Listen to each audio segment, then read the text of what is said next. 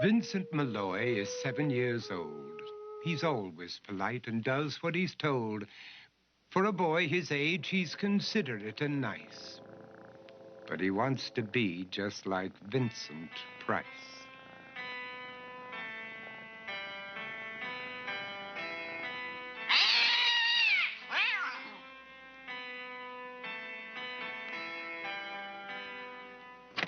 He doesn't mind living with his sister, dog, and cats, though he'd rather share a home with spiders and bats.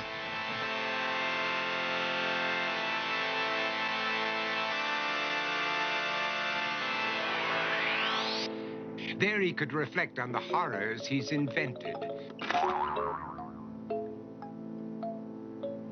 and wander dark hallways alone and tormented.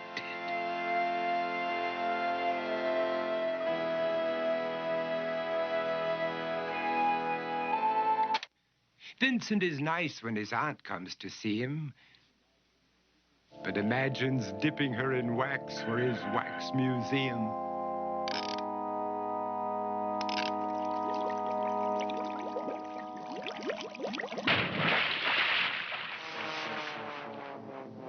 He likes to experiment on his dog, Abercrombie, in the hopes of creating a horrible zombie.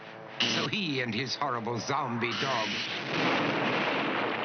could go searching for victims in the London fog. His thoughts, though, aren't only of ghoulish crime. He likes to paint and read to pass some of the time. While other kids read books like Go, Jane, Go, Vincent's favorite author is Edgar Allan Poe. One night, while reading a gruesome tale, he read a passage that made him turn pale. Such horrible news he could not survive, for his beautiful wife had been buried alive. He dug out her grave to make sure she was dead, unaware that her grave was his mother's flower bed. His mother sent Vincent off to his room.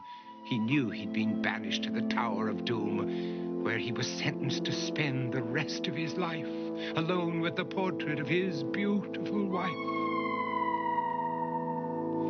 While alone and insane, encased in his tomb, Vincent's mother burst suddenly into the room. She said, "If you want to, you can go out and play. It's sunny outside and a beautiful day."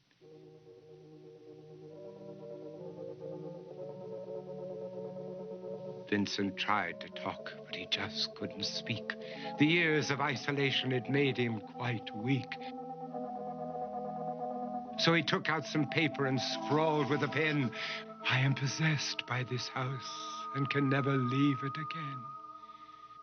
His mother said, "You're not possessed and you're not almost dead. These games that you play are all in your head. You're not Vincent Price, you're Vincent Malloy. You're not tormented or insane, you're just a young boy. You're 7 years old and you are my son. I want you to get outside and have some real fun." Her anger now spent, she walked out through the hall. And while Vincent backed slowly against the wall, the room started to sway, to shiver and creak. His horrid insanity had reached its peak. He saw Abercrombie, his zombie slave, and heard his wife call from beyond the grave. She spoke from her coffin and made ghoulish demands, while through cracking walls reached skeleton hands. Every horror in his life that had crept through his dreams swept his mad laughter to terrified screams. To escape the madness, he reached for the door, but fell limp and lifeless down on the floor. His voice was soft and very slow as he quoted The Raven from Edgar Allan Poe. "And my soul from out that shadow that lies floating on the floor shall be lifted nevermore."